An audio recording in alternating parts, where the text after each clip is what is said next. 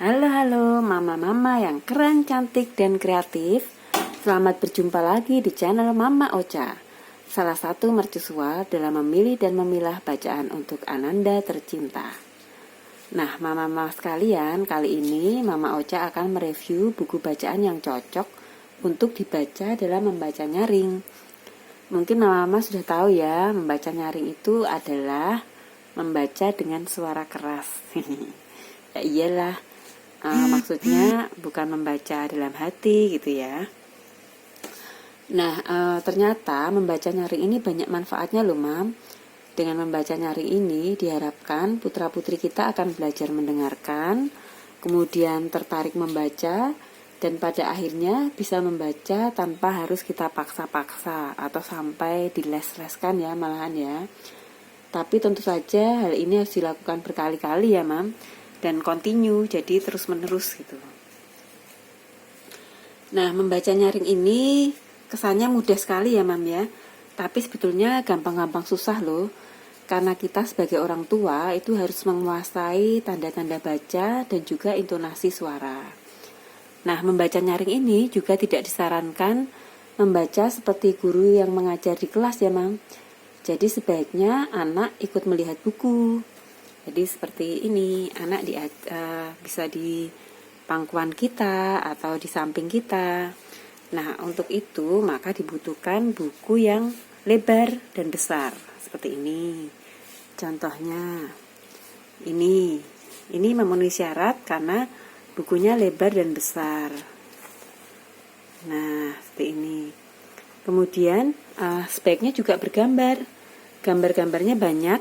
Jadi halaman itu didominasi oleh gambar yang menarik perhatian anak. Jadi dengan warna-warna yang menarik perhatian anak.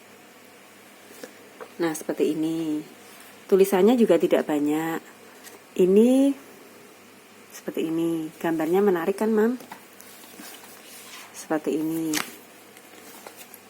Nah, ini. Jadi tulisannya sedikit, gambarnya besar dan menarik. Kemudian anak juga kita tunjukkan, misalnya mau sepedaan, tunggu, kebonceng. Ini seperti ini, ditunjukkan membonceng itu seperti apa. Jadi diharapkan dengan begitu anak-anak akan menguasai banyak kosakata. Kalau anak-anak jarang membaca, itu kadang-kadang kosakatanya terbatas, Mam. Jadi waktu sudah SD itu diterangkan sama gurunya mungkin mengamalkan Pancasila gitu ya. Mereka tuh masih bingung mengamalkan tuh apa gitu. Mungkin mama-mama yang putra-putrinya SD sudah ada pengalaman ya seperti itu ya. Jadi maksud tulisannya itu kita tunjukkan dengan gambar. Nah, di akhir cerita sebaiknya anak-anak juga diajak diskusi mengenai apa yang kita baca. Jadi gimana ceritanya, seperti apa mungkin anak. Nah, mama-mama juga bisa memilih buku yang ada pesan-pesannya khusus, mestinya seperti ini contohnya. Tips menghadapi pengganggu untuk anak-anak. Nah, ini bagus sekali buku yang seperti ini untuk diajak berdiskusi anak di akhir cerita. Ini ada serial yang menurut mama cukup bagus ya.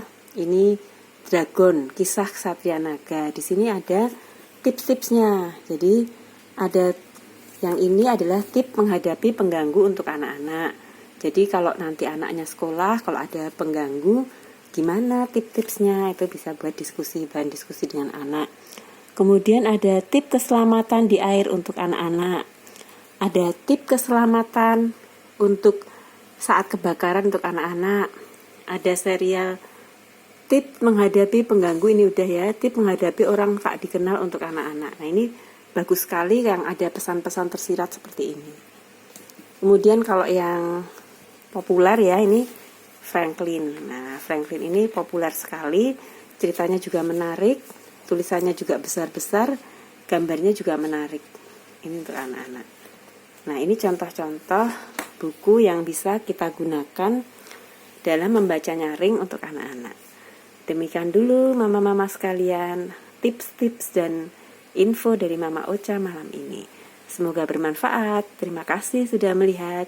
Jangan lupa subscribe dan like. Dadah, selamat malam.